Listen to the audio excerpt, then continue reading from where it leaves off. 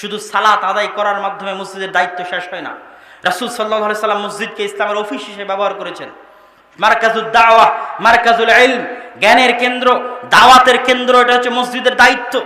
শুধু ফেতরার চাউল বন্টন করে দিয়ে আর কুরবানির গোশত বন্টন করে দিয়ে মসজিদের দায়িত্ব শেষ হয় না। শুধু মসজিদে একটি লাশ বহনের খাটলি রাখলে মসজিদের দায়িত্ব শেষ হয় না।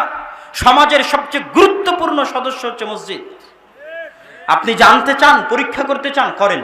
আজকে সারা বাংলাদেশে যত মসজিদ আছে, মেইন বাজারে, মেইন পয়েন্টে যত একতলা, দুইতলা, 10 তলা, এসিওয়ালা, টাইলসওয়ালা যত মসজিদ আছে, সব মসজিদ যদি আপনি আজকে উঠিয়ে দেন কোন এনজিওর হাতে, কোন খ্রিস্টান মিশনারির হাতে, এরা সারা দেশে 1 মাসের মধ্যে, 1 সপ্তাহের মধ্যে বিপ্লব নিয়ে আসবে।